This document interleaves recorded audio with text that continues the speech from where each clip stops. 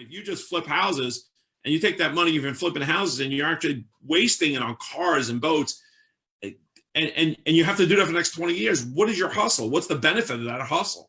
All right. So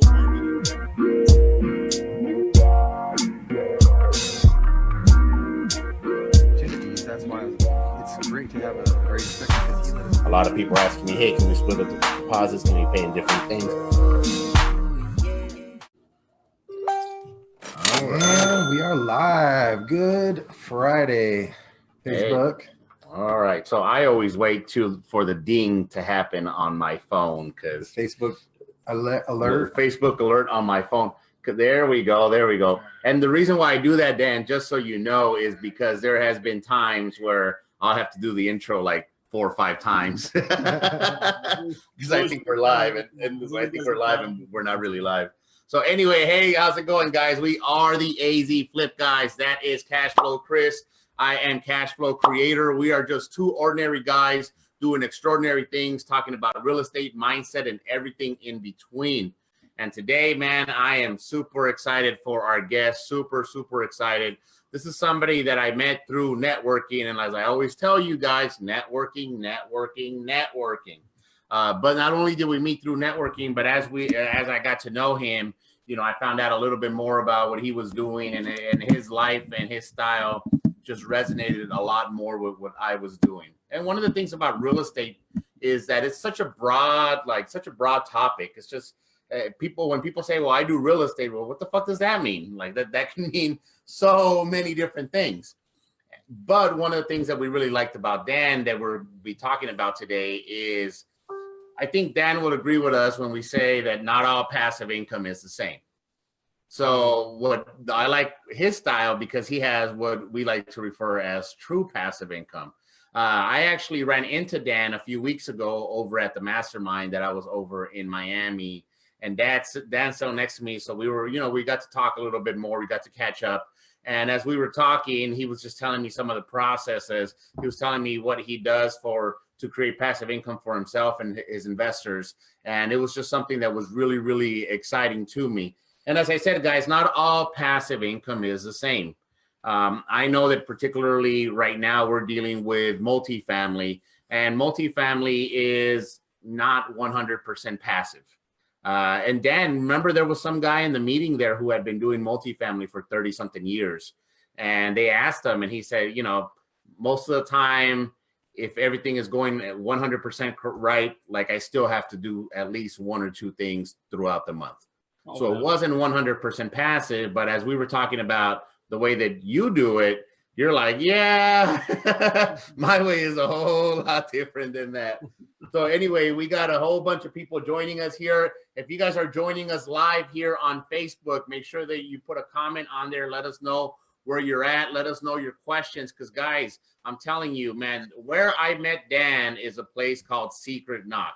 And if you guys follow the show, you've heard me talk about Secret Knock many, many times. Secret Knock is a high-end networking event, but it's not really a networking event. It's just kind of an experience in a sense. And everybody that goes there is a character in their own sense. Everybody in there is successful in their own way. It's not cheap. They do vet you. They're very protective as to who's in that circle. But we met Dan through that circle. So just getting to know him through that circle, we're like, you know, at least we know that you're a certain quality. Past that, though, being able to follow him on social media and seeing the stuff that he does, seeing the stuff that he's putting out there, being able to hear him speak a few times, man, it's just been an amazing experience. So if you guys have any questions, make sure that you bring it on there. And by the way, if you guys want to listen to a replay of this, the podcast will be available on Monday. So you guys can find us on iTunes. You can find us on Spotify. You can find us on Podbean under Flipping Fridays, where you can catch this episode and every other episode. And if you are hearing us on a replay, make sure you download the episode. Make sure you give us a 5-star review. And if you have any questions about anything, put it in the comments. But if you are listening to a replay, if you are watching us on YouTube and you want to join us live, make sure that you join us every single Friday, Facebook.com/AZ Flip Guys. Every Friday at noon, where we have a different special guest. Cashflow Chris and myself are over here talking And man, it's just an amazing experience. So we got all kinds of people joining us over here. We got breathe. Man, that was quite the woo. that's quite the chunk of information out there, man. It is. Who do we got with? Who's joining us already? I'm not on there. Oh, you're not. So we got JD, we got Alma, we got Josh Castro. What's up, Josh? We got Ryan Harper here from Propelio here. Our main Our man. main man. We got Orlando, we got Jonathan, we got Melissa, we got Felix, and we got a bunch of people. We got who's that? The Dep saying welcome, guys. We got Rico saying, hey, cash flow creator, cash flow Chris. Hi, guys. Hey, guys. And I'm telling you, you want to pay close attention. I know that, a lot of times people are like, hey, this guest that we have, they're good. They're going to be dropping good nuggets. And people tend to drop good nuggets. But I think the stuff that Dan's going to talk about here, especially if you're looking for financial freedom, especially if you're looking for passive income, especially if you're looking to live a certain lifestyle, you're going to want to have your fucking pen. You're going to want to have a pad, and you're going to want to make sure that you pay very, very close attention. And I would highly suggest that you rewatch this and replay this again, because I'm almost certain that some of the things that he's going to talk about are going to go over your head because you're going to be so focused on some of the amazing gems that he's going to be dropping. So Dan, no pressure now. Yeah. Why don't you let everybody know who you are? What's up, guys? I appreciate you bringing me on here to your crew, and it's like you said, it was great meeting you guys back at Secret Knock, and then seeing you again in Miami, and just following what you guys are doing. You're crushing it as well. So I appreciate it. It's a pleasure. It's always great aligning. You mentioned it in a group. They're very it's a Secret Knock. They're very secret on who they bring in because they want like-minded people. They want people that are there to give, not take. And that's kind of the people we've really aligned that stuff with so many years. So anyway, a little bit about me, real quick, because I don't want to keep this all about, I'm not one of those, what have I done great, but I've been in the industry 28 years now. I've done over 800 fix and flips, over 2,000 transactions, everything from wholesaling to fix and flipping single families. I've done multifamilies. I owned over 800 doors in multis.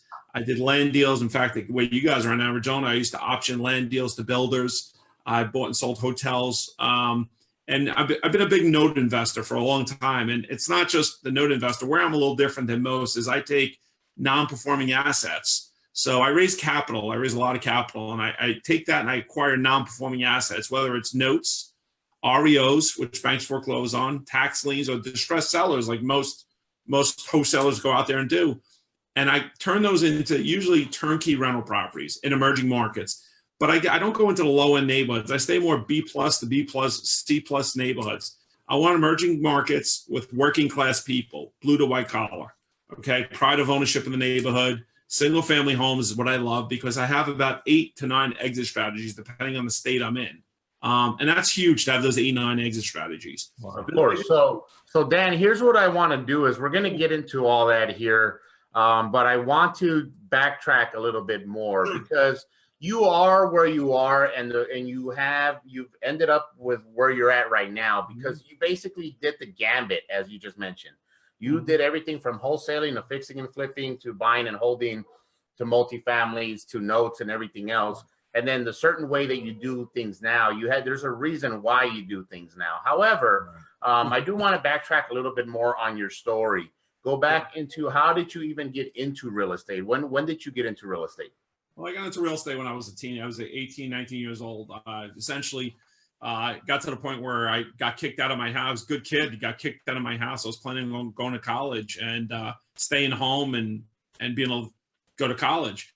My father had a girlfriend move in. She wound up kicking me out of the house at 18 years old. I had nowhere to go. I wound up going to the Navy.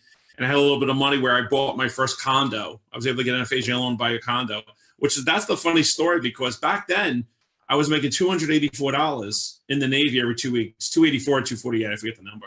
I had it written down every 2 weeks. And I was literally making $600 net cash flow, positive cash flow on the condo every month.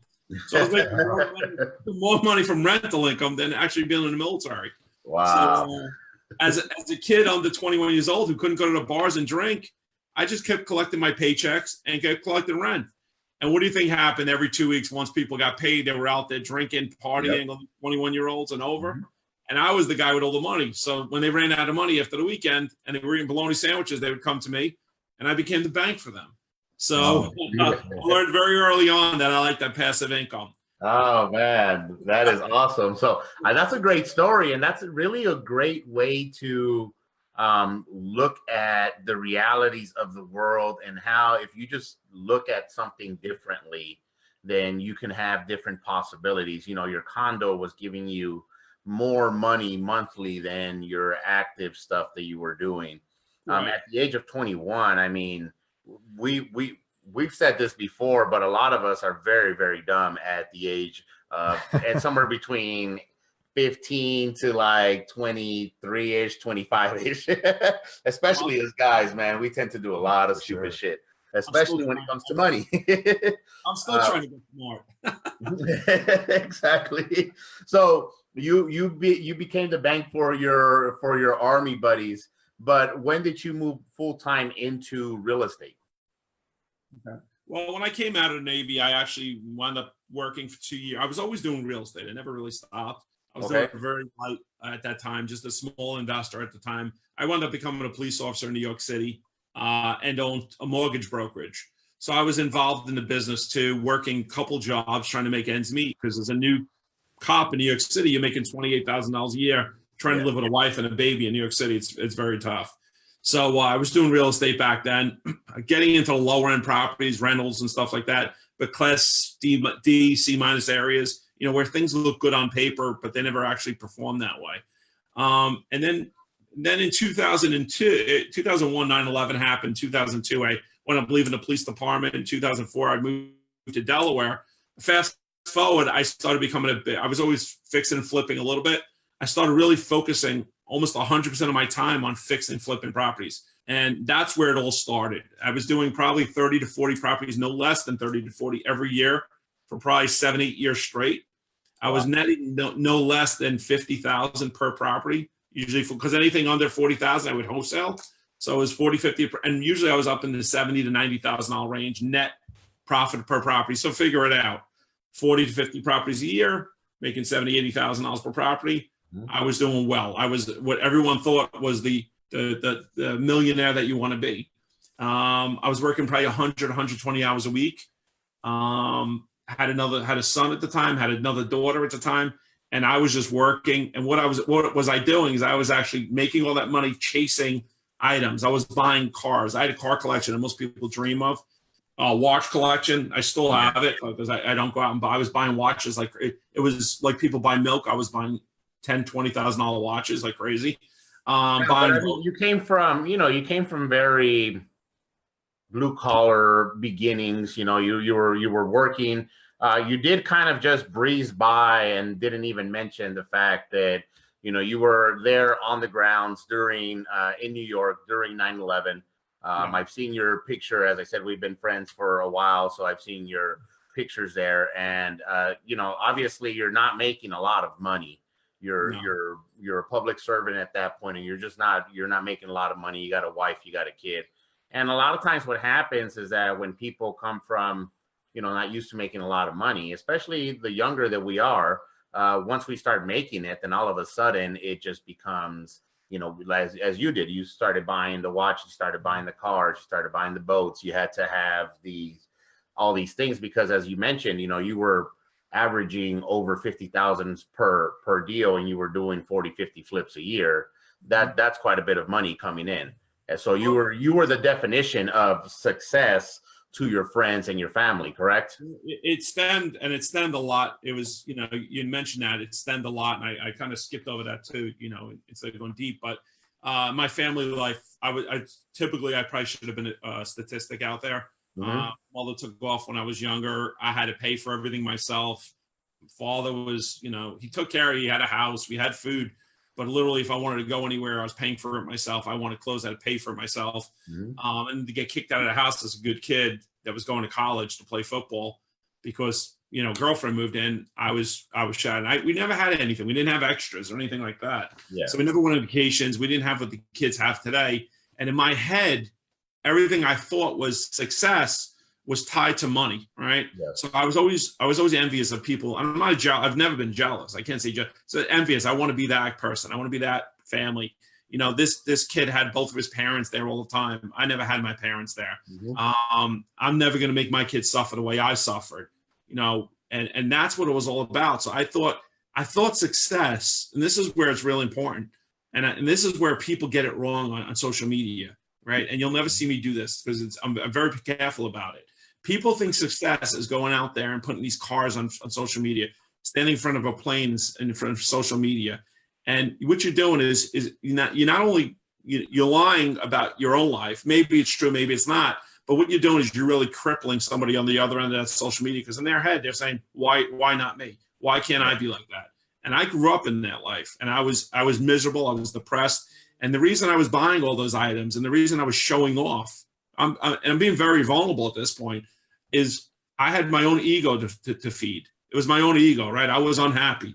I wanted to show everyone I was successful. I wanted everyone to be all in awe at me. I wanted everyone to be like, oh, this guy's, he's a millionaire. And you know what? All it did was almost crush me. It almost crushed my family to the point where I was missing kids' events. I wasn't at my daughter's birthday party. I was never there for my wife. I thought I was, being successful. I was, what do you mean you're not happy? Look at the cars I'm buying you. You're driving brand new cars every year or two, the top of the line trucks, the Caddy Escalade, the QX56, the top of the line, your jewelry, boat, watches, whatever you wanted, you had. And until the point where her only thing she really ever wanted was me to be around. She was not into those cars and boats and watches. She didn't care about that. She could live in an apartment as long as I was around, because she went through a lot of the same. And then she saw me as the guy who was never around. Yes. So I was crushed. Now think about this. When you think you're successful and you're making millions of dollars a year, and you could drive whatever you want, you could have a boat, you could do whatever you want. And you can put it on Facebook and you can make everyone love you because you have this great stuff. You know how it is. Everyone's your friend when you have money. Try not to having money, and things change, right? Of course. But when my wife told me, hey, you know what? You're a failure. You're not a good husband. You're not a good father. You're not here for us.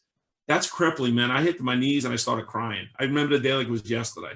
I started crying. And here's some of the, I want to touch base on a few things that you said. And first of all was that your version of success was defined by something that was just outside of yourself. And it was just a way to feed your ego. And this is something that I talk about all the time. I was introduced to this concept by a group called the Business Finishing School, and they call it the Superman complex. And basically, when you come from no money, you eventually want to let everybody know that you're the boss, that you're the man, that it's my company. Most of the time it has to have your name on it. It has to represent you. You want to be posturing out there that you are the ones doing this. And at the end of the day, is really not for happiness purpose, other than just to feed that ego. As sometimes people are that way, as you said. Most times they're not on social media, and as well as I know, because we know very, very affluent people, and very rarely do those people do those type of things. Right. It's usually the people that are trying to sell something, that are trying to promote something, that are trying to push some type of image that they have to do it. But at the end of the day, it comes down to feeding your ego. Now you realize that, hey, feeding my ego is one thing. It makes me feel good, but it also comes at a price, specifically your kids and your wife. Right. And you were making all the money. You were providing all the nice houses. You were giving them all the things that you didn't have. You were offering everything else. But at the end of the day, what they really wanted was you. Exactly. Your wife married you, not the money that you were going to give her. Your kids wanted you, not the cars that you were giving them, or the vacations, or whatever schools you were sending them to. And that must have came as a big shock, as you were saying that your wife had that conversation with you, right? It was crippling. It really, first of all, it hit me. I was pissed off.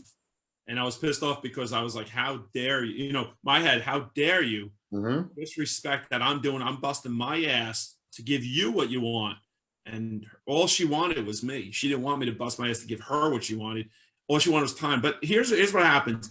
I speak internationally at events. I'm more as a keynote type speaker instead of the how to build a business. It's why to do what we do, why to do your life. And one of the things I find as I speak around the United States or even internationally now, is when I ask people all the time, it says, why are you a real estate investor? And we dig deep, and they said, well, I want free. I want to leave my job. Well, why do you want to leave your job? I need to make money. Well, why do you need to make money? It all gets down to, when we pin it down, it's just two pendulums. I guess we bring it all the way down, and their vision, right? That vision they have is the reason they're doing, the reason you guys are doing what you're doing is because it gives you, you're hoping for time freedom, right? No matter what you do, you otherwise go work a 9-to-5 job, you can make a decent salary and you can pay your bills. You're working for time freedom, right? But when you work for time freedom, then you're out there flipping 50 houses a year, unless you have a great crew in house and you don't have to do much. When you're flipping, some people I know are flipping 100.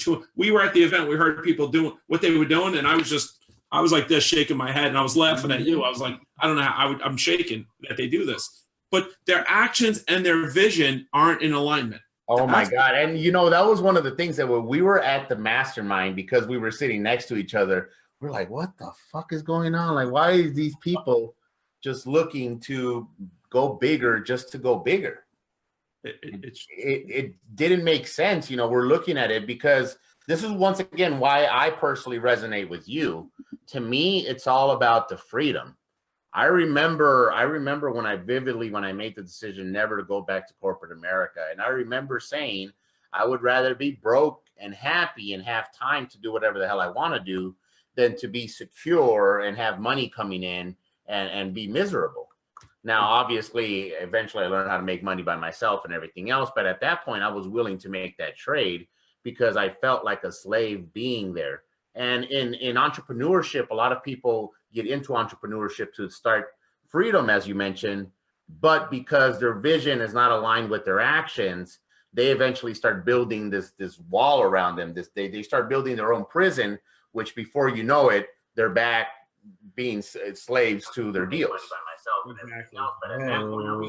When you have a transactional business, you're just trading a 9-to-5 people think I'm going to be an entrepreneur and I'm not going to do any work. Let me tell you why. The hardest thing in the world to be an entrepreneur. It's not easy.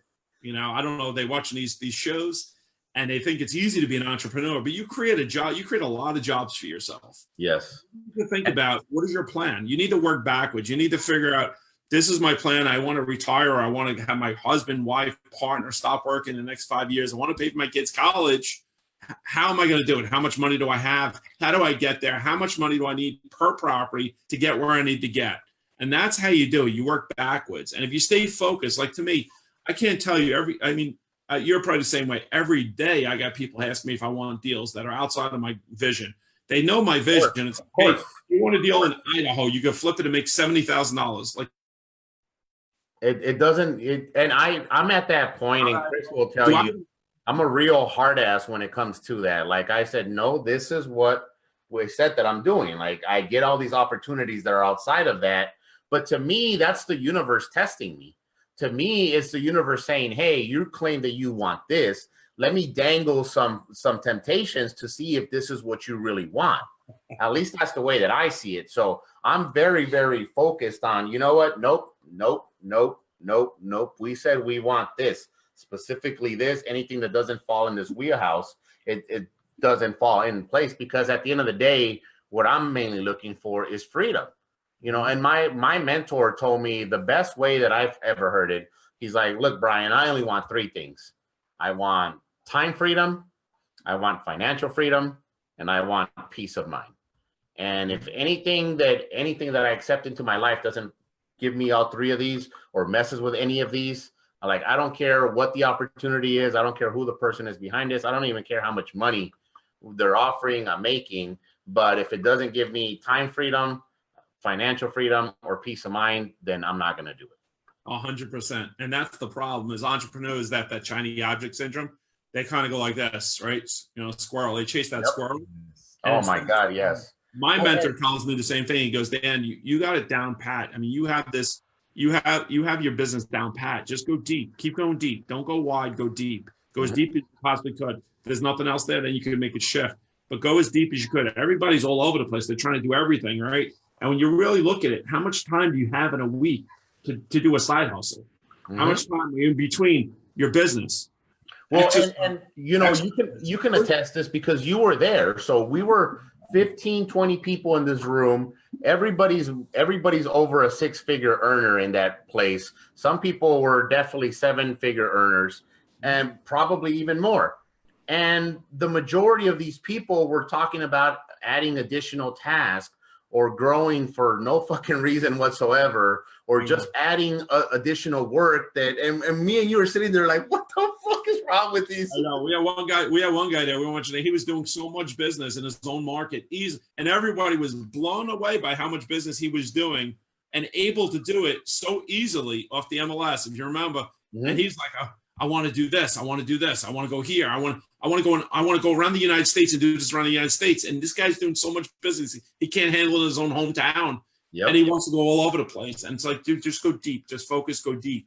Exactly. And I think, you know what, one of the things that you mentioned is that their vision doesn't align with their action. And I think what most people don't really lack is a vision.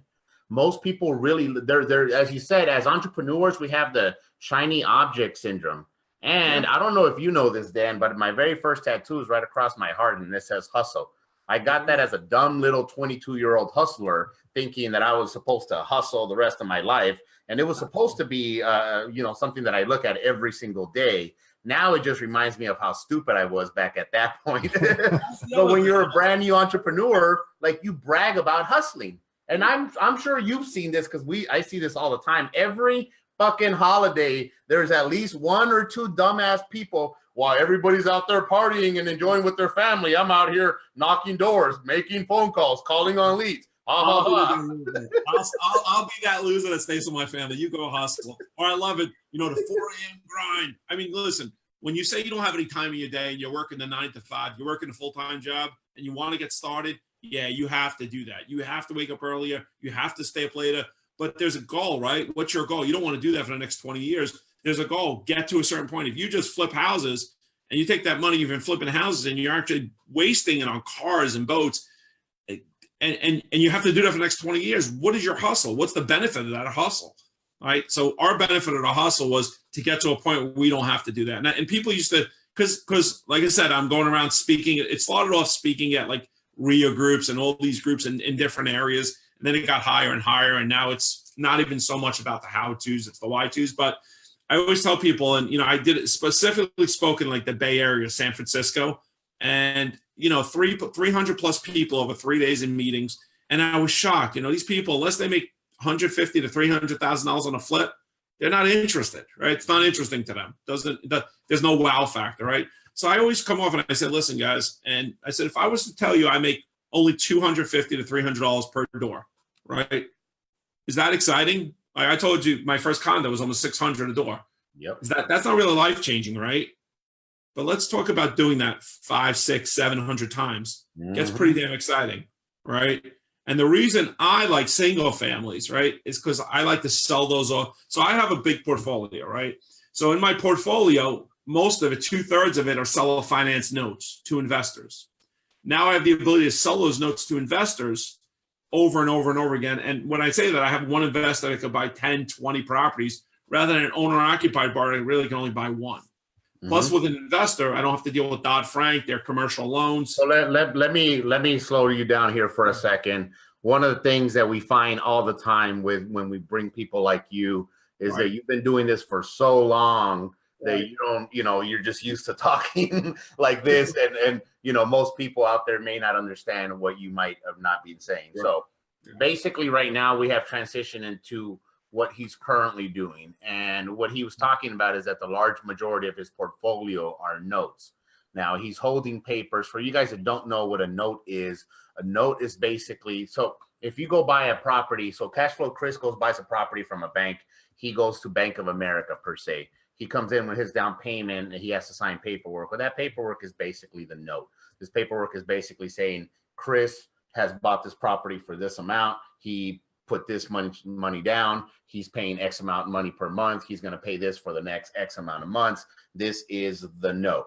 So, so Dan is actually creating notes for single family properties. Now, he had mentioned that the reason why he likes single family properties is because you have many different exit strategies. the reason why he does what he does, and we'll talk about his specific strategy, was Dan doesn't sell these things to the end buyers. So most traditional fix and flip people will buy a property, fix it, and then sell it to the end buyer, the Mrs. Jones, the family, whoever's looking to move in there. What Dan does is Dan actually buys these properties and then turns around and sells them, finances them to investors. So now he's not limited by Dodd-Frank, and Dodd-Frank was some type of legislation that was passed. How long ago was that, Dan? That was like in 2008. And okay, and that was basically as a response to. Hold on, what was that? What was that, Dan? Dodd-Frank and I are not very good friends. Well, and a lot of times people try to do similar strategies that what Dan's talking about, and they like to do they'd like to do lease options, and they like to do seller finance type deals. However, they're walking a very thin line. It's a slippery slope. So Dan, because of his experience, he said, you know what? Instead of limiting myself, because through Dodd-Frank, there's a limit amount. Once you start doing past a certain amount, now they start looking at you a lot closer. Now all these, the people that are doing onesie twosie lease options, they can get away with it. But now you're doing a few hundred of them. That's a whole different ball game. So when did you make the realization that it was better for you to turn around and instead of doing lease options, turn around and finance them to investors as opposed to the actual owners? Well, once I got out of and said, you know what, I really need to stop flipping as much. And now if I flip, it's maybe 1 or 2 a year. It's very high end flips where it doesn't work. The economics don't work for seller financing or rental. So about 8 years ago is really where I started really focusing on this model. And because at that point I started and I said, let me, what do I got to do? I need to I realized at that point, I can't be in the transactional business and still stay married for a long time, because your wife already had told you, hey man, you're messing up here, buckaroo. Exactly. So what do? I had to figure it out. I knew how to do rentals, but I said, rentals, it's still a little bit of a headache sometimes, right? Dealing with property managers, dealing with contractors, dealing with tenants. So I have the rental business down pretty good. I'm pretty good, and I don't mind holding. I still have a couple hundred doors as rentals, and they're good. I don't mind those as much. But here's where I got to the point is, I said, I'm going to go to seller finance. And why? Is because at first, before Dodd-Frank came out, I was doing it to owner-occupied borrowers. Then Dodd-Frank came out, and I loved it because I was giving housing to people that couldn't get mortgages. And Dodd-Frank came out, and they said, well, you can't do it unless you underwrite the borrower. And the borrower, a lot of them were contractors, landscapers, realtors, investors who didn't show their income on the books fully. So they wouldn't get approved. Right. So then Dodd-Frank came in and they said, well, you can't do that anymore because they have to be underwritten or you're in violation. So I could have shut my business down and put my head in the sand like most people do and say, poor me, I can't do business anymore. Or I turn around and say, okay, we got to start buying properties that work for investors because there's a lot of investors out there that have nowhere to put their money. So we help them get properties. And then when I have an investor that, let's say they have $100,000 and I'm selling my property for $80,000 and they buy it for cash. They can only buy one property, right? Well, now I turn around and said, hey, here's what we'll do.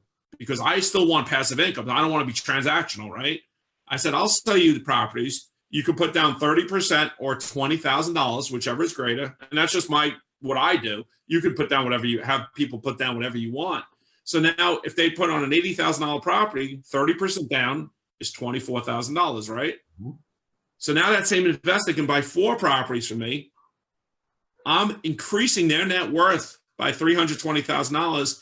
I'm capturing cash flow for the next 10, 15 years without any tenants, toilets, or trash. And then it comes to the point where I have people say, well, you still leave a little bit of money on the deal. Okay, well, that's when I used to sell partials.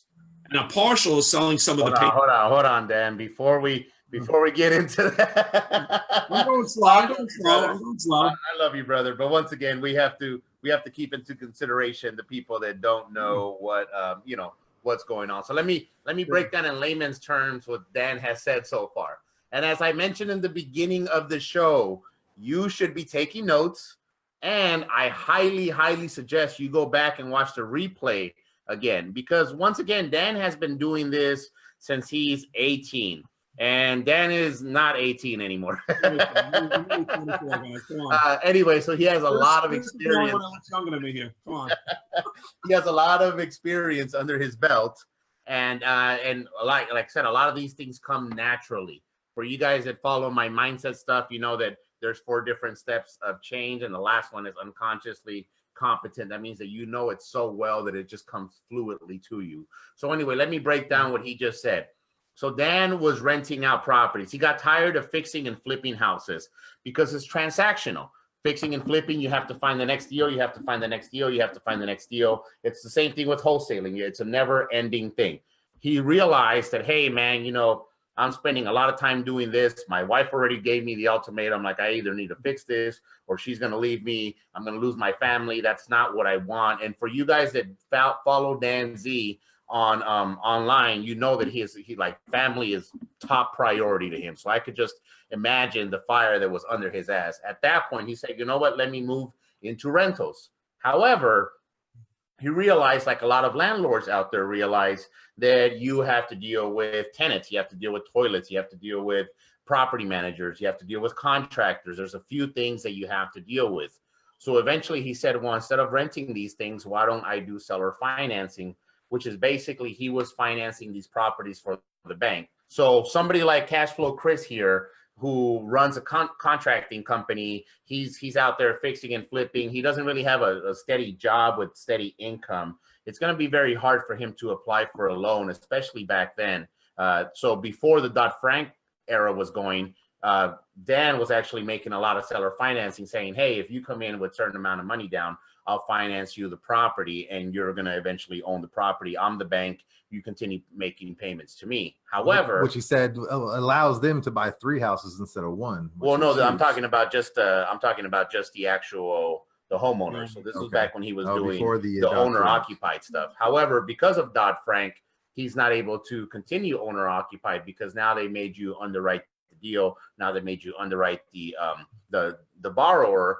And most of these people wouldn't qualify because of their scenario. So he decided the best way to get around that was to, instead of selling these properties that he was getting to people that were going to move in there and live there themselves, he was going to turn around and help investors make a better return on their money.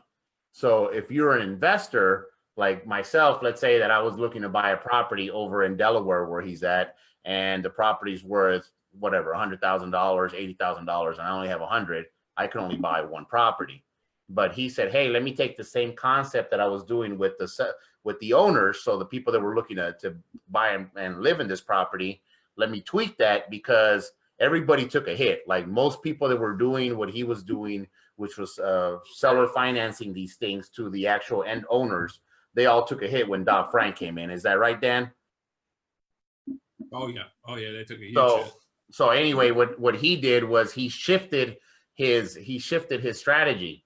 And that's one of the things that you have to learn as an entrepreneur, guys. You have to learn to switch with the times. You have to learn to roll with the punches. You have to learn to be firm but flexible. Firm but flexible. You know where your goal is. You know where you're going. Dan said, all right, I'm not going to go back into transitional work. I know that this is where I want to, but the way that I was working, crap, here's a block. Let me kind of bend and go around it. And the way that he decided to do that was he decided to actually work with investors. So before we get into how you work with investors, we have a few different comments here. So we got Seeley saying, hey guys, how's it going? We got Chad Morris. These are people joining us in the watch party. By the way, if you guys are watching us in the watch party, make sure that you put your questions here. We got our boy, Mr. Mike Crane, saying, Dan the Man Zitofsky, I have so much respect for you, Dan, and nothing but love for Chris and BP. This message really resonates with me. I have veered way off course. This really puts it in perspective. Great content as always. Thank you, Mike. And thank you, Dan, for helping us, because a lot of times people tend to get a little bit distracted as to, they say they want something, but their actions prove otherwise. So you had an opportunity here to continue moving down this path of becoming the bank, of being the bank. And you said, hey, there's other people out there who maybe don't have the knowledge and the skills like I do, but they have some money sitting there, whether it's retirement account, whether it's just money to invest. how can I help those people invest, make some money myself, still get passive income, and not deal with tenants, toilets, and anything else that you had to deal with. So you came up with the bright idea to, instead of financing these properties to sellers, you were going to finance them to investors who were then going to keep them as rentals themselves. Did I understand that correctly? You got it perfect. Yeah. Oh my God, dude. Bing, bing, bing. I deserve an award. breaking down master level shit to basic level shit. You're right. You're writing my next book, brother. I'm gonna let you write them. Hey, we're getting a lot of Dan love out here. Haim from the 7-Figure Flippers. You know him pretty well, right? Out of the Bay Area. He's a great guy. Says Dan is the man. And we got our guy William Bonnell from the Kingdom also saying Dan is the real deal, man. Everybody knows. So we do have a question here for you, Dan. However, I'm gonna wait till a little bit later to ask that question from our boy JD, because I want to continue on where we're at here. We do have people saying here, man, these are gold nuggets being dropped. Jason Roberts is saying nice. Josh Cash is saying damn. We got Alma Flores saying, man, that is a great deal. Josh Cash was saying this is finally making sense. And Dan, I know we talked about this before. Like, there's nothing better as a speaker, as a teacher, than when you know that you're changing somebody's life, when you know that you made that light bulb just boom go off. And I can tell you from my personal experience, you've made the light bulb go off in my head. And we actually talked after the event, after the mastermind. There was something that I felt that I could help you with, and there was something that you felt that you could help me with, which in this case was raising money.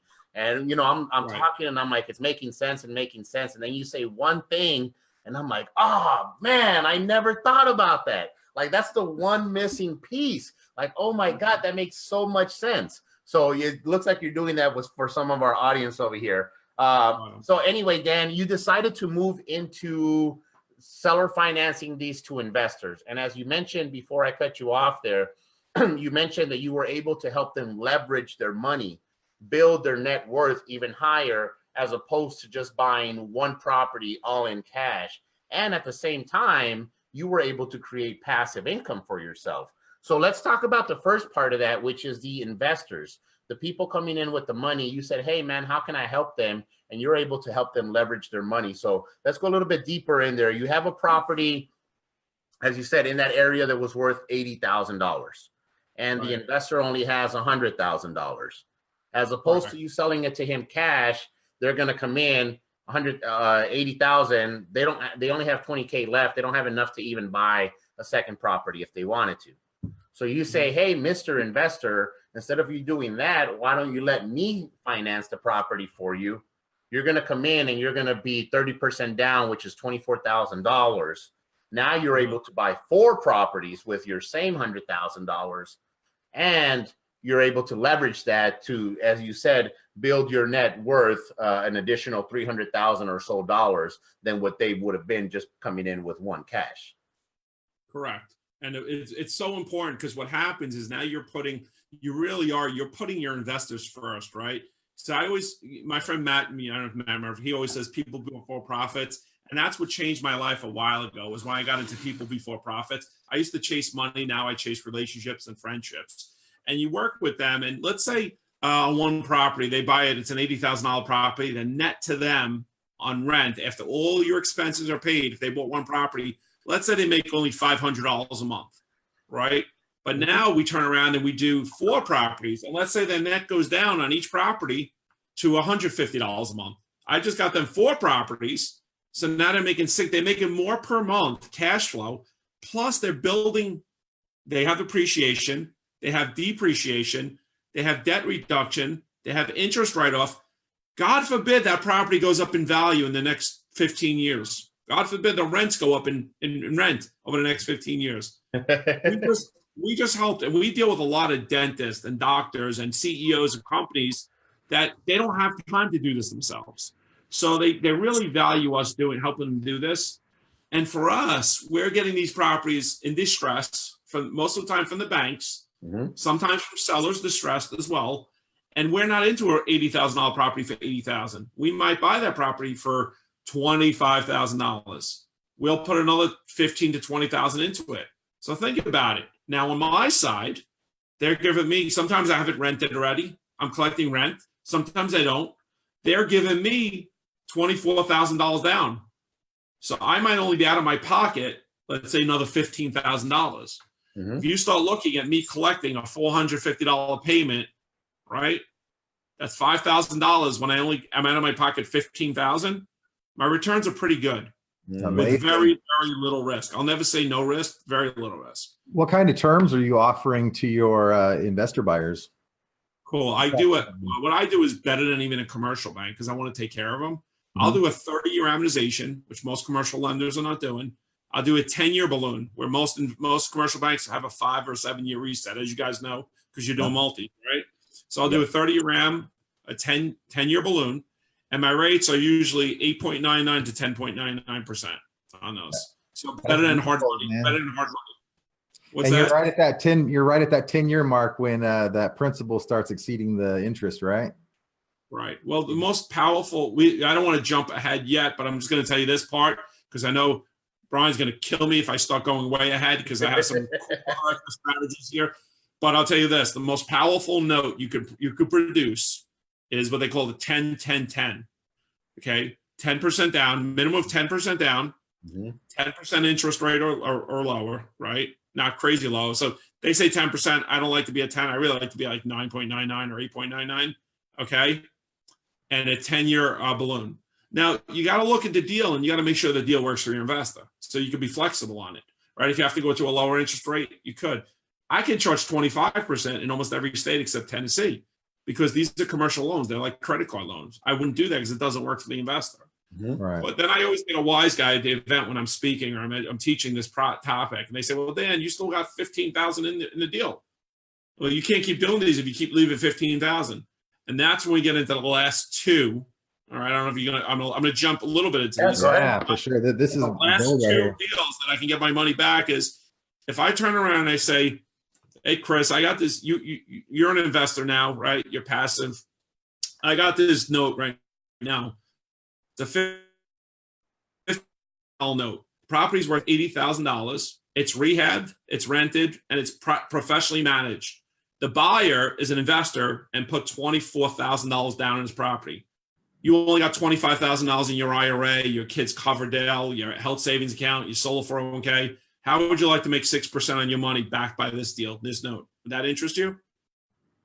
Everyone's hand usually goes up in a room, right? So now they give me $25,000, right? And I'm going to just tell you, I got to calculate 25,000 times 6%. You can do it at any number you want. Is $125 a month. I'm collecting on this payment about $450 a month, right? So think about this. I just took $25,000 back. I just paid the investor who lent me the money his $15,000 back. I put $10,000 profit in my pocket, and I'm collecting a payment every month of $325 without a dollar out of my pocket. Now, how much more passive do you get? What's the worst? And I always ask this question to people: what's the worst that can happen? Tell me the worst that could happen here. You get that property back. Yeah, I mean, that's not the worst. The investor, for whatever reason, decides not to pay you. That's the best. Whatever. That would be the worst. But then you end up getting the property at such a stupid freaking cost that it's actually the best scenario. The worst that happens. The worst scenario is the best scenario. The worst that happens is he pays me back and I only make my interest. Yeah, but exactly. I'll tell you this. We have over 600 doors. I don't have one foreclosure doing this. When I used to lend people money 100% financing with anything down, I had problem after problem after problem. So the paperwork we protect ourselves with, and that's why our investors love lending us money, is we do a mortgage, a note, a personal guarantee, a confession of judgment, and an assignment of rent. That's why we can go out and now raise money, put as much money as we want cash in our pocket, and we still get it. So instead of getting $450 a month, we get $325 a month now. Nice, man. That is awesome.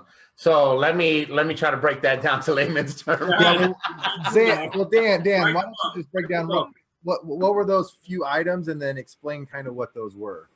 The docs, the legal docs? Yeah, exactly. Okay, the mortgage. Okay, that's the mortgage that gets recorded with the county. It says there's a mortgage on this property. The note is your promissory to pay, like Brian explained earlier. Okay, It spells out the terms of the loan, when it's due, how much you have to pay if it's late, the rate, the loan amount. Okay, that's the note. The personal guarantee, because I'm lending to your corporation. If you don't pay, we can come after you personally. Right. Okay. Confession of judgment means if we go to court, we don't have to worry about getting a judgment against you. We just record that judgment. Assignment of rent, if you don't pay us, essentially it's now April. I go to court. If I win that judgment, I go to court. I file that. We notify the tenant that the rent is now for here on out. The rent comes to me. So that's why my investors on the end, the second set of investors, love funding my deals if I was to sell those off. Now, in the beginning, that's one way. The other way, as I talked about, is partials. All right. Well, hold on. We're not going to go partials next. We'll get into partials, but let me break down what you said first, man. Guys, I'm telling you, you need to have a fucking pen. You need to have a pad. If you guys know me, you guys know that I never hype up shit that I don't truly believe in, that I'm not truly 100% excited for. So when I tell you 4 fucking times in this video to get a pen and pad, I really mean it. I really mean it. Once again, as you guys can see, this guy, you were talking about a Master Yoda level here, a Master Jedi level of investor, just on how creative he's able to protect everything. So where I last left off explaining Danzy. Charlie says mind blown. No doubt. Where I last left off explaining Danzy was that he decided to, instead of he went from rentals to seller financing, which is selling them to the end buyer. And as you heard him say right now, that anytime that he basically financed 100% of the deal, he had a lot of issues. He actually had to foreclose on people and everything else. So eventually he decided to move into selling this to investors. Now, through selling them to investors, at that point, it was mainly to get around the Dodd-Frank stuff that we talked about, which is the lending restrictions and everything else. Because he's not selling it to the end buyer, he's selling it to an investor, which is then going to turn around and rent it as a rental. He is now, he's now become the bank.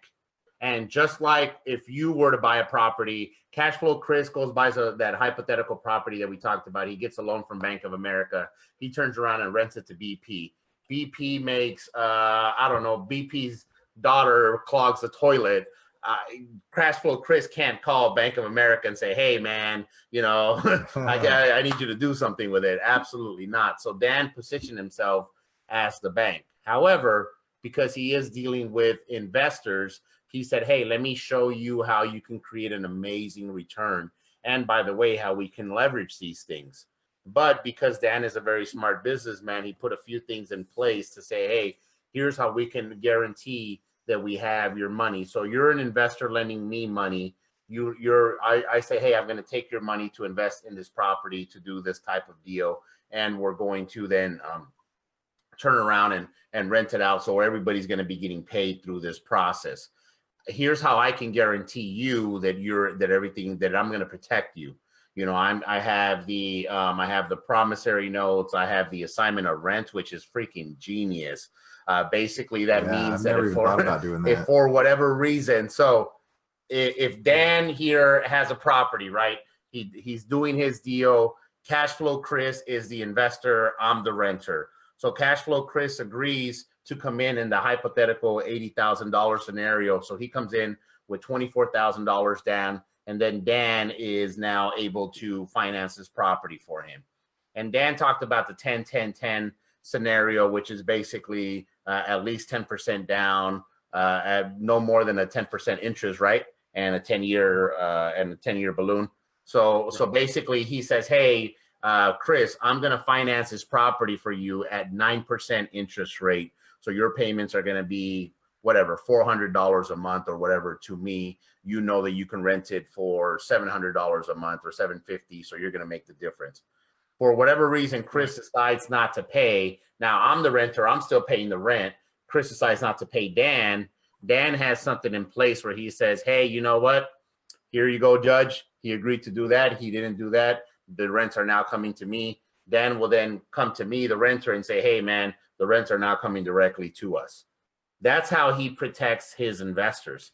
That's how he protects his investors. So whenever he says, hey, man, who has money sitting there not doing anything, who has money sitting in their IRA, who has money sitting in a CD making some pitiful fucking 1% or whatever the hell they're offering you right now. You know, who wants to make a much better return? And by the way, here's how I can protect your money. People are a lot more likely to then move forward and say, you know what, we want to do business with this guy. Makes it easy. So we got a lot of people here who are saying, man, what a creative approach and strategy. That is nice. Very creative guy, genius. He's got more tricks than the rabbit. I love that. Dan, imagine if all the banks had an assignment of rents signed back in the bust, right? I mean, how many investors just stopped paying their mortgage, but they kept collecting rent month after month after month? I mean, that's. I think we've all heard those stories, right? People haven't paid their mortgage in 4 or 5 years and been collecting rents. Yeah. And then no business, a lot of seconds players, guys that buy second mortgages, they do the same thing. They buy seconds, they foreclose on a second, and then they'll just take they'll just go and keep collecting rents and not pay the first until the first finally forecloses. I mean, we deal with it all the time. So if just so we can understand, before we move into the partial part of it. So anyway, this is what he's doing now. What he was able to do in that scenario is he was able to create a note, because he had the people come in with the down payment. He's got his original investments. Obviously, if I remember correctly, you're all in at these properties somewhere around $40,000 or so, around there. After the down payment, you're in it for about $15,000. So now you have a note. You have a note where you're owed $15,000.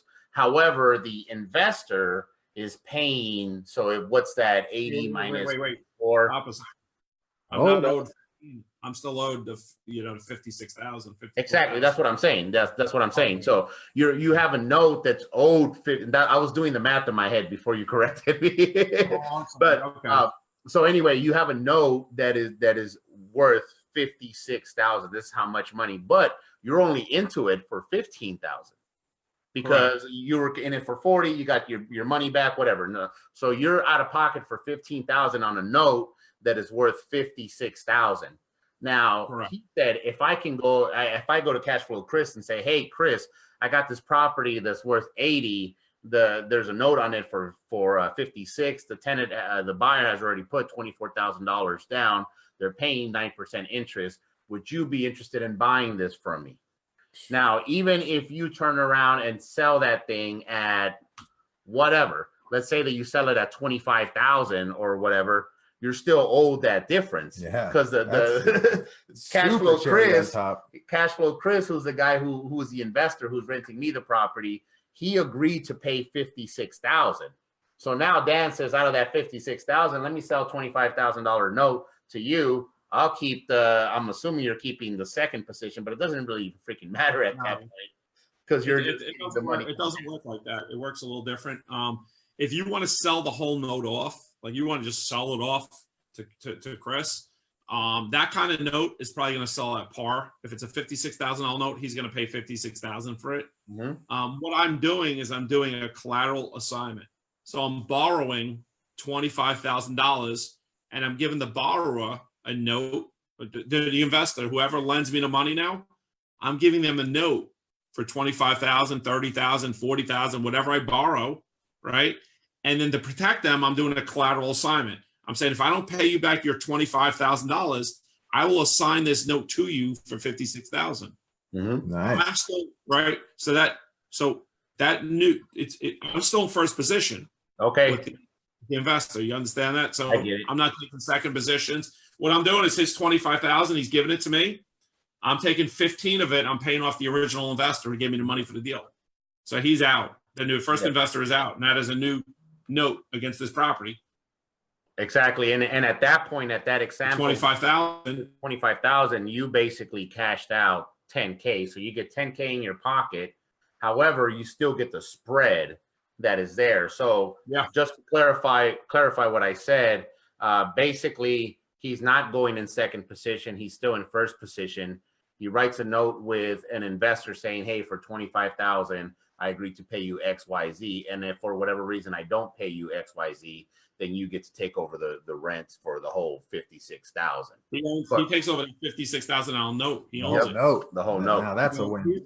So what investor wouldn't give me $25,000 or $30,000 or $40,000 on a $56,000 note on an $80,000 property, where the buyer, the owner, put down $24,000, right? So they have skin in the game. It's rent managed. You're protected as. I'll never guarantee anything, but you can't get much more protected than this. That's just off the charts, and that's not how I've done it in the beginning. In the beginning, like we said, we'll talk about partials too when we get past this. Yeah. So before we get into the partials, I do want to ask one of the questions that we have here, which is somebody is asking who services your loans. I wouldn't know how to amortize a loan and track it, etc. So that was one of the great things that we talked about when you were telling them about how really passive this technique is. Is everything is done through a servicing company. So even if you did the example that we just talked about, so you get somebody to give you $25,000-$30,000 on that $56,000 note on that $80,000 property, money still coming in from the renter to the investor, then down to you, then down to the other person. Somebody's got to take care of that, which is where the servicing company comes in. Correct. Two things. One is you definitely want to use a servicing company for legalities. For the amount of money you pay the servicing company, it's, when you first start out, it's like $45 to set up a loan and only $15 a month. Some servicing companies range to up to $30 a month. Mm-hmm. Once you get to a certain amount of loans, they drop it down to like 10 a month. They handle everything from your mortgage interest statements, your escrows, everything. You don't want to touch that. Secondly, is it's truly passive. I don't see anything. I don't know what's happening till payments hit my account. There's multiple servicing companies out there. I particularly use FCI. There's FCI, there's management. There's Madison Management. There's Land Home. There's Allied. There's a ton of them out there. You just got to pick and choose who you like. They're all a little difficult sometimes to work with, but that's who I use. The money gets, so you as the borrower, when you make your mortgage payment to Chase, to Wells Fargo, to Bank of America, whoever you make it to, it's not technically going to that company. There's a servicing company that's an intermediary that handles that. So you're paying them. They just ACH my account. So literally, I was in Greece for 3 weeks 2 years ago, and just money kept hitting my account. I don't know anything about a tenant. I don't know. If your toilet bowl breaks in your house, do you pick up the phone and call Chase and say, I missed the Chase, I'm not paying you? I don't care about, I do care. I shouldn't say it like that, but I really don't care about tenants, toilets, or trash. They don't matter to me. Mm-hmm. You're going to pay me. And if you don't pay me, we're in a situation where it doesn't matter, because the only thing I need to do is pick up a phone and call the attorney and have him file everything. So that's the only piece of work I have to do. Okay. And it's okay. If I have to foreclose, I foreclose, because I'm in such a good situation. I don't mind foreclosing. I don't want to.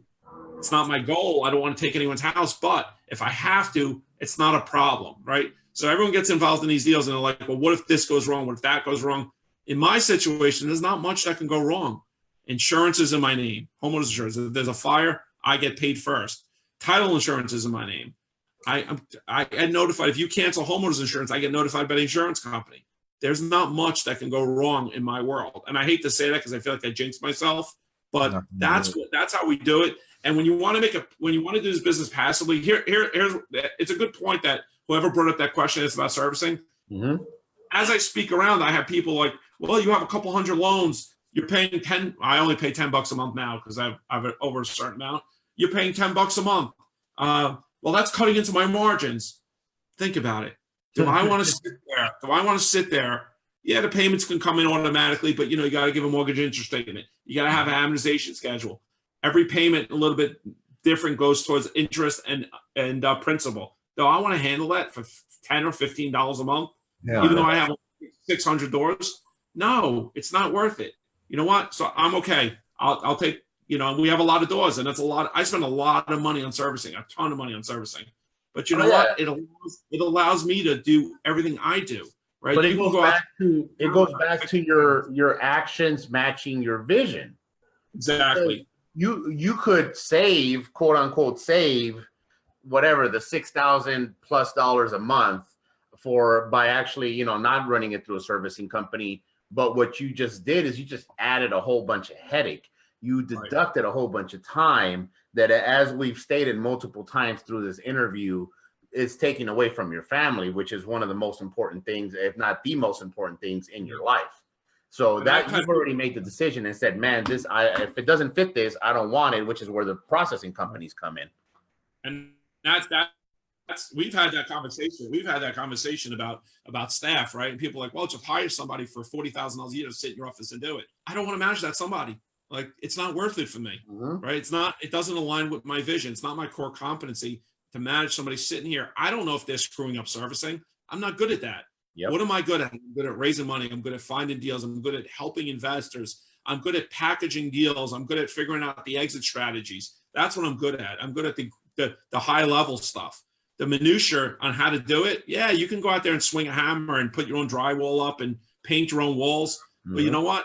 My time is better spent somewhere else. And if you work with the right people, so yeah, I'm paying over $100,000 a year in servicing, and every time I put in a loan, it's another $45 and dealing with it. But you know what? I don't want to hire somebody in-house that I have to manage. I don't know if they're screwing it up, and I don't want to be caught up in the minutia or the tax issues if they do screw it up. And then if somebody wants to refi their loan and pay us off, they need payoff letters. I don't want to be the guy giving payoff letters to 30, 40 people a year that pay off their loans. Not what I want to do. You know, we talked about this, and this is one of the subjects that we completely agreed, where most people out there want to brag about how big their team is. Me and you want to brag about how fucking small our team is, how little or no team management we have to do. Because as you notice, and one of the things that you've done here with your system is you basically eliminated every single area where there could be potential issue moving forward, where there could be potential headache, potential loss of time and effort that's going to take away from you. And at 600 and whatever doors you currently have right now, that adds up to a whole lot of time. I mean, if you were sitting there collecting payments for every single tenant, that's basically all your freaking time right there. Like that's insane. $10, $15 a month is gladly worth it, especially the way that you set these up. So you had brought this up, and you had already teased on your other way of making money, which is partial. So I know that I've held you back there for long enough. Why don't you go into partial? So hold on. He said that he has one of the people were saying, hey man, well, eventually you're going to run out of money, or how can you continue growing this business if you currently have $15,000 in each one of these deals, because you get some money back, but you bought it at 40, you get 25 back, so you have 15 in there. Yeah, how are you going to continue doing it? Right. So he talked about how he was able to sell a note. He talked about how he was able to structure something where he was able to pay off the initial investor, give him back the rest of his 40,000, which would be the 15, and still make some money and still be able to continue cash flowing.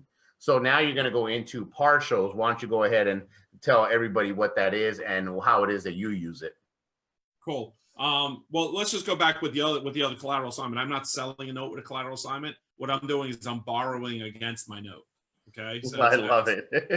I'm not selling it. Partials, I am selling. That's the difference, right? Okay. So partials, I'll try to break it down as easy as possible. And I used to do those the first 3 years I was doing seller finance, and I was constantly doing partials to recoup some of my money, right?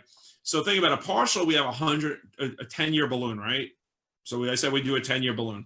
So that's 120 payments. So I do very similar to what I do at a collateral assignment. I go to people who have $20,000, $30,000 in an account, and I said, what kind of return are you looking for on your money? And generally, what do most people want to make as passive investors these days? What, 6%? Yeah, 6 to 8%. Right. So we figure out, okay, you have $25,000, $30,000. You want to make 6 to 8%. So let's say 8% on your money.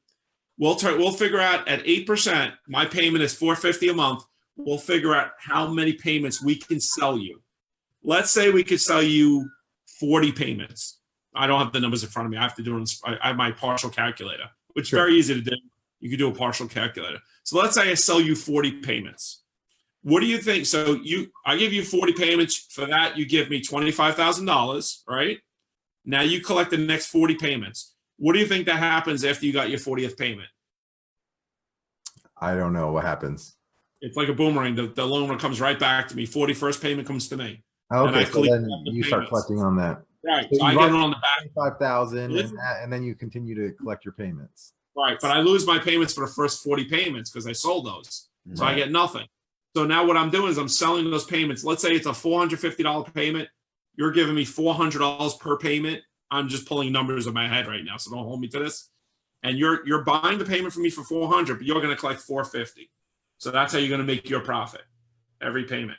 On the 41st payment, it reverts back to me. Okay. The reason I stopped doing those, and guys like Eddie Speed and all these guys, they're great at it. They do it. They're relics at it. The reason I stopped doing it is because I like the payments coming in. I don't want to give up my payments. Okay. So that's why I switched to collateral assignments like we spoke about previously, where I didn't have to sell off my payments. I borrowed against the note. And I was taking that. I didn't catch that the first time. That is, I don't know anybody who's doing that, Dan. Yeah. So so basically partials would be. I feel bad. Brian's writing my whole next book here. He's got me figured out. He knows how to do this. Oh man, I haven't gotten really translate English for because it's every single guest that we have. This is your everyday life. You've been doing this shit for God knows how many years. You know this, you sleep this, you see this, you don't even think about it. And I always use the example, if somebody doesn't know shit about real estate and they say, hey, my neighbor needs to get rid of their house. They're complaining about, that their kids don't want it. And honestly, they just want to get rid of it and pay for what they want. And somebody should do something about it, right? And you're like, dude, lock it up. It's an assignment, wholesale it, something, right? To us, it's easy because we do it all the time. So sometimes when we got such a high level individual like yourself, I have to break it down into smaller bite-sized pieces. So what he said is if you do a 10-year loan, which is what he was doing in the scenarios that we were talking about, cash flow Chris is the investor. He's buying a rental from him. He knows that over the next 10 years, there's going to be 120 payments. So what Dan was doing was in order to get some money in those deals, he was actually giving up the first 40 payments and he was selling those to somebody. So he would be like, hey, BP, I know that you're looking for some passive income. Why don't you give me X amount of money and I'll give up my first 40 payments to you. And then after the 40th payment, then after that, they revert back to me. However, I got that right, correct, Dan? I just want to make sure that I broke that down correctly. Well, you're perfect.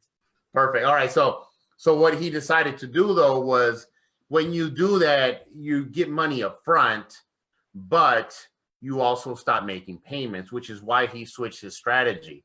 So where I got it wrong the last time was that he's got a property, $80,000, cash flow Chris comes in $24,000. Now the cash flow Chris owns $56,000. He's got a $56,000 note that he owes his investor $15,000 for. He turns around and he doesn't sell that note, but he actually, God damn it, I just collateralizes. Thank you, collateralizes that note. So basically, he says, "Look, here's how much money's coming in. Will you let me borrow this amount of money with this note as collateral? So would you, BP, let me borrow $30,000 on this note that's worth $56,000 on a house that's worth $80,000?" Now, the reason why he did that as opposed to actually selling off the first 40 payments is he's still getting monthly payments.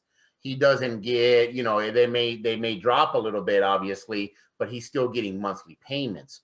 And at the end of the day, if we stop bullshitting ourselves, we live on cash flow. We don't live on net worth.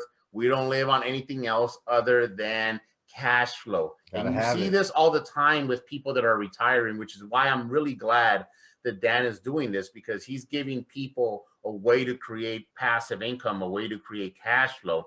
you see this a lot with people. They work all their life, they save a nest egg, and then they play the "I hope I die before I run out of money" game. Which, I mean, we laugh about it, but it's the sad reality. So sad, yeah. It's the sad reality of the world out there that, hey, I hope that this money doesn't run out before or not. And if not, this is why you see a lot of these elderly people greeting you at the Walmarts, at the Home Depots, at the big box stores. It's not because they're bored. It's not because they have nothing else to do. It's because they need some supplemental income to help them go from one to the other. So Dan said, instead of getting rid of all these payments, how about I get rid of part of my payments? How about I just collateralize against this? Let me get a loan on this against this, while I'm still going to continue getting cash flow, which is just fucking genius. That's just fucking genius, brother. Oh, and then on the back end, if you don't perform, that guy gets your $56,000 loan. Yeah. So why wouldn't you? And there was somebody on here on the comments who said, "Take my money," when you were explaining that. I mean, because if you were so seriously, if you're an investor and you have the $30,000, and Dan approaches you and says, "Hey, would you let me borrow $30,000 on a note that's worth $56,000 that's getting X amount of payments? You can see how I'm all making sure that we get the payments anyway, and on a house that's worth this much more." Why wouldn't you lend it to him? Like, you are protected 10 ways from Sunday. It is just ridiculous how very well protected you are. Somebody, Josh Castro's over here saying you need to get him on the show once a month. Man, probably, man. Probably. We're gonna have a nice show today, though. This is we'll definitely get them back and talk about some other subjects with the whiteboard. With the whiteboard, yeah, exactly. And that was somebody else here. Somebody said we needed a whiteboard. I actually have one of those. I actually have one of those videos. Maybe I can. I'll find it on YouTube. I'll shoot it to you guys. You can send it out to these guys. I actually did a whiteboard training for a property manager on the same thing out in Alabama.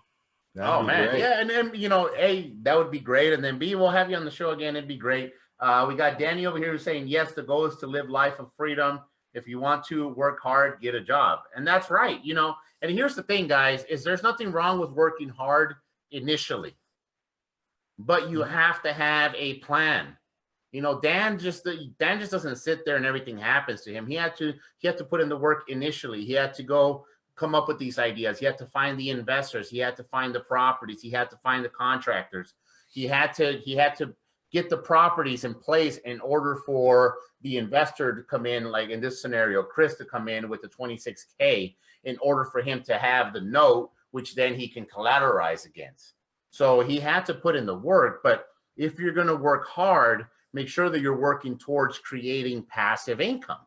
And this is one of the things that I just, honestly, Dan, ever since I talked to you, and Chris can attest here, I have been like, dude, do we really want to continue multifamily? Like, how many more fucking buildings do we want to build? Like, are we dealing with it? Yeah. We had a leak. We have one of our apartment complexes, a 2-story building. We had a leak on the 2nd story. That's not going to be fucking cheap. That's that's something that we have to deal with right away. We're looking at it and we're like, man, damn it, do we really want to? Like, do we really want to? And you know what, man? You said it right at the beginning. Dan told us, I've done this, flip land in Arizona. He's done everything, and this is where he ended up. So, I mean, success leaves clues to us. So that's why we like looking at guys like you, Dan, and being like, how can we shorten our learning curve? If this isn't the best way to do it, what is? And we're loving the strategy, man. And this is why I had Dan go through his journey. We could have literally just talked about what he's doing right now, and that would have been an awesome show in and of itself. But I wanted to prove to you guys that he didn't end up here by sure fucking accident. He specifically said, what is my vision? How do I want to live my life? This busting my 100 hours a week type shit. Yes, I do have the boats. Yes, I do have the cars. Yes, I do have the watches. Yes, I do have the houses. Yes, I do have everything, but it's not the life that I wanted. But he didn't my have family is not happy. Wifey's not mad. How's her wife feel now? Oh my God! You guys next week, maybe you'll get to meet her and you could ask her yourself. She's here's the thing. I mean, I don't need to ask her. I could just see right on your social media. I mean, if anybody that follows you on social media knows that your family is top priority. Top priority. And you build your business around that life, where most people say, hey, my family's top priority, but then they're putting more work. They're adding more shit. They're putting on a fucking second, third. They're like you said, like a squirrel, like shiny object syndrome. Oh my God, look at that. Oh, look at that. Here's a great way. And I tell people all the time, yes, all of these ways are great ways for me to make money. Yes, I can actually make money all those ways, but I only want to make money this way because this is the only way that aligns with me getting to that point. And personally, and I'm sure that there's a lot of people on here because we got a lot more comments, but personally, I just want to thank you, Dan, for showing me the light, for showing me something different, for really opening my mind to different alternatives. Because one thing that we talked about in the beginning, and one thing that I'll revert back to again, is not all passive income is the same. Oh, right. We got Josh Castro over here. He was, and I already know the answer, but I'll ask it anyway. He says, can you sell every other payment? So he wants to know, as opposed to just selling 40 payments out of the 120, can you sell all 120? Which obviously, yeah, but they wouldn't be partials. They would be, you're just selling a note, right? Yeah, you'd sell it, and a note like that would sell. So if it was a $56,000 note, I've been offered more than 56 for notes like that because people want that passive income that's pretty solid. And I don't ever like to say I'm guaranteed because you can't really say that. My attorney would kill me if I said that, but at least 56, you're going to sell that for at least 56,000. Let's just say that. And why wouldn't you pay 56,000? Once again, guys, the house is worth $80,000. Yeah. The owner is an investor. He already put in 30% down. He's currently has it rented, and you have an assignment of rent. So if they don't pay you, the rents come directly to you. Worst case scenario, like Dan said, worst case scenario is they make their payments on time and you just collect interest. That's fucking insane. That is fucking insane. So anyway, Chris loves that assignment of rent. I tell you, he loves that. It's such a great tool because you're now protecting yourself. You're avoiding foreclosure. You're avoiding all these extra headaches. Everything's already right there. So as you said, hey, you sell this property to Chris. Chris doesn't pay you. It's nothing more than a phone call to your attorney. Hey, draft up the paperwork, get everything ready, and you already know that next month the rent's coming directly to you. That is amazing, amazing, amazing. So we have Debbie Meltzer asking, is this recorded? Yes, Debbie. So first of all, if you want to listen to this, make sure that you download it. On Monday, it will be on our podcast. You can find us under Flipping Fridays on iTunes, Spotify, Podbean, or wherever you get your podcast. So make sure that you download it there. A lot of times people find it easier to download the podcast and listen to it while they're working out or doing other things as opposed to just sitting there and actually watching the video. However, if you do want to watch the video will be recorded. It'll stay up on our Facebook page, so you can actually go and check it out. And you can actually go check it out on our YouTube page. So we upload it there after we record it. Same thing. If any of you guys are watching a recording, make sure that you have put your questions in the comments if you have any additional questions. Cashflow Chris or myself will go back, and if it's something that requires Dan's attention, then I'll go ahead and get him, and I'm sure that he'll love to answer your questions. However, if you guys are catching us on a replay, this is why you join us live, because you can ask questions, you can share comments. And one of the questions that we did get over here was from our intern, JD, which I wanted to wait here towards the end, because he said, Dan, what are your goals now with your deals? Like, what are you looking your deals to do now moving forward? My goals right now with my deals are the same exact thing. Because I can't just stop doing my business because a lot of people count on me at this point. Mm-hmm. And those people are really the investors that I'm helping build their portfolio. And I get deals from the banks. Now, if it ever gets to a point where it's really tough for me to get deals anymore, maybe I'll slow down a little bit with that at this point. But personally, my goals is I do a lot of speaking. I do a lot of education. We just wrote our best-selling book, Passive to Prosperous. Mm-hmm. In fact, it's right here, Passive to Prosperous. Nice. We just wrote that book. That has a lot of these features in there as well. But it also tells the story of why I love being a keynote speaker, because I love changing lives. And it's not about the hows in this business. I've worked with insurance companies. I've worked with big contracting companies. I'm working with a hotel chain right now. I'm working with different organizations because it basically, what it comes down to, it's changing their life and their mindset to really understand what's important to them and get over those roadblocks. Changing mindset, changing your thinking, changing your thought process. So I that's what I really love to do. And my ultimate goal is to create, we're working on a course now. It's going to take probably another 2.5 years. The course is going to be financial literacy for youth around the world. It's going to be all online. So that's really my vision. So every online training I sell, every book we sell goes into that. And we're looking to really make a change in this world. We're looking at, like, that's my passion right now, is being able to give back. So I always say money's not a bad thing. Money's a tool for us to do something good with it. And you and I were at a fundraiser. That's why we were at that mastermind. Yep. So I think we're both aligned in the same way. And that's really what it's about. But as far as deals go, I do have a team working for me. I do look for deals. The deals I look for have to meet our portfolio. If they don't meet our portfolio, those are the ones that we'll just wholesale out to somebody else. So basically, if I understood you correctly, at this point, you don't really care for your own personal deals. Really, the only reason why you are still, because obviously you have more than enough passive income to sustain your lifestyle at this point. Right. But the reason why you're doing this is because there's a lot of people out there, and a lot of investors that are depending on you and your help to help them build their portfolio. And exactly. That is just amazing, man. I mean, because right now you've shifted from, you know, let me make, let me build, let me get, to just let me show, let me teach. And you're doing that through your investors, and you're also doing that through your keynote speaking, which I know that from our conversations is something that you're really focusing a lot more now. You're doing a lot more keynote speaking, and you're really focusing on the why, though. You're not out there talking about real estate. And this is something that I mentioned to you. You know, I've stopped my mentorship in relations to real estate. I'm not teaching people how to do real estate. The only thing that I'm teaching people is mindset.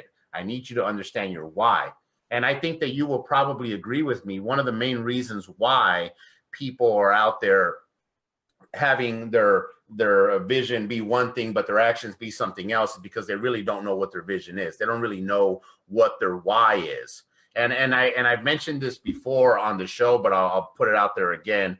I had one of my mentoring students, and she's like, I want to make $1 million. I'm like, why the fuck do you want to make $1 million? Right? Because that's just such a generic shit that people say. Right. And she's like, well, it's because my parents are about to retire here in a few years, and I want to make sure that they're okay. Well, I'm like, well, why is that important to you? Well, I don't want to worry about them, and blah, blah, blah, blah, blah. Okay, so if there was a way for your parents to be completely set and not have anything to do, would that be okay? Or do you still need the $1 million? Well, you know, I don't really care about the $1 million. Exactly. It wasn't about the $1 million. It was about the peace of mind. So when it's never about the dollar amount. Say that again. It's never about the dollar amount. It's never about that dollar amount. Exactly. It never is. And that's why right now you shifted from, hey, let me even care about making money, to, because obviously money is good and you're going to have it there. And I'm sure your kids will enjoy it and your grandkids will enjoy the legacy that you're building right now. But right now, what you've done is you shifted your mindset from, let me stop building, or let me stop focusing on building my legacy, and let me help other people build their legacy, which in turn will still help you build your legacy. But you're sitting there and you're like, hey man, I got all these investors that are dependent on me to find these deals, to set up these scenarios, whether it be the investors that are coming in with the 30% down, like in the $80,000 example, and they came in with the 24K down and were able to leverage and multiply and not only own more assets, but actually up the amount of cash flow that they're going to be getting by leveraging these properties. And as you mentioned, that's not counting appreciation, depreciation. Man, you know what? I'm going to have to get you back so we can talk about that, the additional benefits of cash flow. And specifically talking about appreciation, depreciation, thank you. The other two. Debt reduction. Yes. And rent and cash flow. There we go. So guys, and we'll have to bring you back for that, because I think that's going to be a whole different show in and of itself. But you took it upon yourself and you said, man, what is my best use of my skills that also makes me feel best that still allows me to live the lifestyle that I want, that I promised my family that I would give them. And man, if dude, I have not seen a better definition of not even a home run, but a fucking grand slam of just an all bases covered, everything around, to be able to, like I said, help other people change their life, change their perspective, help them figure out their why, give them option of passive income and a path to financial freedom, so then they can actually turn around and give the same gift that you've given your family, which is your time, your attention, whatever the hell you guys want to do. I'm 100% here for you guys. Dan, dude, I envy the hell out of you, bro. That is just one amazing story. And for any of you guys out there watching, listening, man, if you guys are not following Dan, make sure that you connect with him on Dan. So Dan, where can people connect with you? If somebody says, hey man, I like this guy, I would like a little bit more information on him, I would like to talk to him. Yep. So how can they get a hold of you? Definitely get the book Passive to Prosperous on Amazon. And share, not only get it, but it's an organic movement. Share that out, because you're going to change somebody's life. That's what's happening. But on our Facebook page, go to our page, not my personal page, because we unfortunately we keep hitting at 5,000 friends. Yep. We can't bring a lot more people in. We're constantly deleting people. But we have our page. It's free. It's called Become a Real Estate Investor with Dan Zitofsky. Definitely jump on there. And for anyone on this page, I do it when I speak at events. I try to give something away for free. So I put together, it's not one of these cheap, cheesy PDFs. I really did a cheat sheet for my business. So if they go to passivewealthacademy.com/42K, so passivewealthacademy.com/42K, they'll get my cheat sheet in there. We don't sell your email addresses. We don't bother you. We don't do anything like that. We just want to give something back for people, giving the time to us to listen to us. And but join our group. There's 3 questions to get in the group. They're really easy. It's, who you are, what you need help with, and what your email address is. And if people can't answer that, we really don't. My marketing team will deny them. They won't put them in the group. We really make that group. It's not about being the biggest, even though we're like right around 1,000 people. We literally delete probably 20 to 30 people a week, because they're coming in there, they're trying to scam people. We're really big on that group. We want it to be content rich. It's where we do our interviews are specifically going to be in that group. We've already started them. We're just trying to give as much content as we could to help as many people as we could. And we're trying to really bring it into people that have that mindset like, hey, I can't get started. I have this issue. I have this hiccup. Yesterday, so I'm part of the group. And yesterday I was part of one of your live videos that you did. And that the people that you interviewed were a great example of what you just said. Sometimes you look at somebody like me, sometimes you look at somebody like Dan Z, and they're like, man, look at these guys, they're skilled. They've been, they're natural talkers, they're natural salesperson. I could never do that. But the couple that you had on there yesterday, like, if they can do it, man, anybody can do it. And that's one of the great things for it. I actually joined in the video, and I was chiming in and giving a few different comments and tips on, from my end. But just from, if you can't even wrap your mind around this, go to his page, check out the interviews, check out the content that he does. And I do want to plug something else there for you. I know that you currently have a program to help people raise money, and I know that you're putting together, if I'm not mistaken, an event here here shortly for people to help raise money. As somebody that has spoken to you, and as somebody that has asked you for advice in that realm and actually took your advice and is moving forward with it, I find that very, very valuable. So why don't you put that out there for anybody who's interested in learning how to raise money the Dan Zitofsky way? Okay. So we have it as an online training, and right now it's pretty cheap still. It's going to be going up. We have 3 online trainings. One of them is how to raise $1 million more in 90 days or less. We're probably changing the name because people are doing it less than 30 days. Our other one is how to build a $10,000 rental portfolio. And our final one is how to create wealth being the bank, like everything we're talking about. But the Raising Private Money one right now, you can go on there. You can go to passivewealthacademy.com/raise capital. It's online training. So you can get it all online. You get all my docs and stuff like that online. That one's only $497 now. It's going to be going back up to $997. But our live, I'm doing my last live event this Saturday in Pennsylvania. It's a full day raising private capital training. Nice. I don't do as many live events doing that anymore. Obviously, our time is the issue with all speaking events. So that's why we spent the last year and a half trying to put everything into an online training so we can get it out to the masses. And once again, that just so you understand that it's not a salesy thing. That money goes right into the bucket to pay for our production of the financial literacy for youth around the world. But I'm somebody who's active in the business. I'm not an educator. I don't make my money from education. I make my money from my business, as I hope everyone realizes it. So, yeah, that's what I love about you, Dan. Once again, you're not here trying to be flashy. You're not out here bragging, even though you could easily be bragging. You're just here doing what you do, and you're giving out value. And $500, I mean, even the $1,000 price is stupid cheap for the information. And I'm telling you from that conversation, because when we talk to you like, hey man, this is the stuff that I teach, the one piece of information was completely worth that for me. Just one piece of information that I was like, oh, aha, man, that makes a whole lot of sense.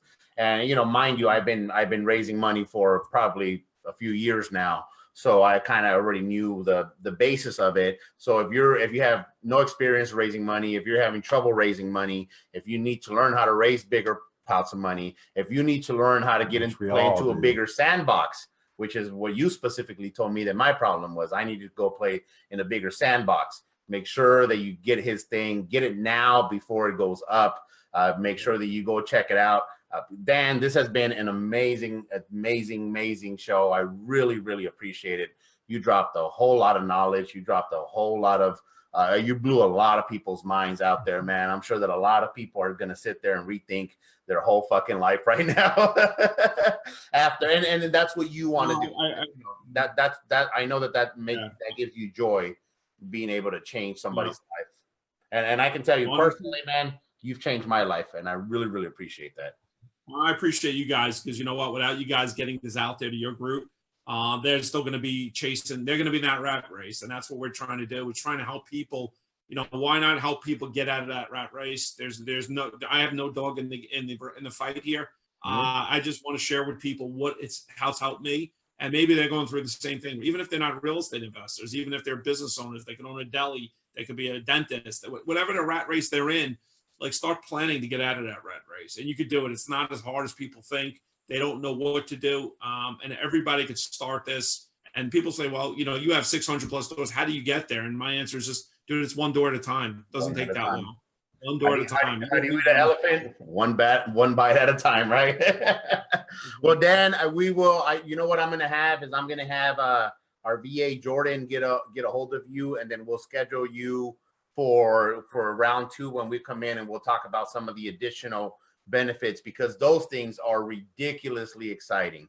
I mean, God, we could probably talk about a whole hour and a half just on the additional benefits of appreciation, depreciation, and everything else that comes with doing. And as we, you know, and just to tease that, on the video that you did here, which was yesterday, you were talking about how they were making 20% cash on cash returns.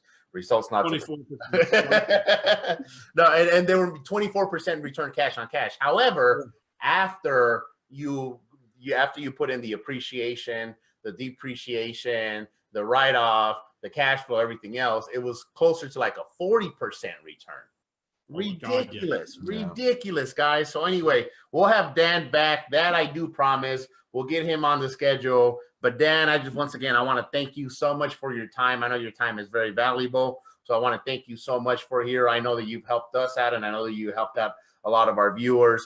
Guys, make sure that you follow him. Guys, make sure that you go become a real estate investor with Dan Zitofsky. Make sure that you are check out, make sure that you go on that group. And honestly, dude, if you can't answer the 3 basic questions, then fuck off, because you don't belong in that group. I mean, seriously. So anyway, guys, that is Cashflow Chris. Make sure you're following him on Instagram at Cashflow Chris with a K. I am Cashflow Creator. Make sure you follow me on Instagram at Cashflow Creator. We are the AZ Flip guys. Once again, reminding you to flip for cash. But as Dan will attest to you, more and more importantly, make sure that you start holding for some Hold fucking for that wealth. wealth, Yes, sir. guys. All right, guys. Have a Y'all have a good great weekend, night. everybody. Thank you. All right, Dad.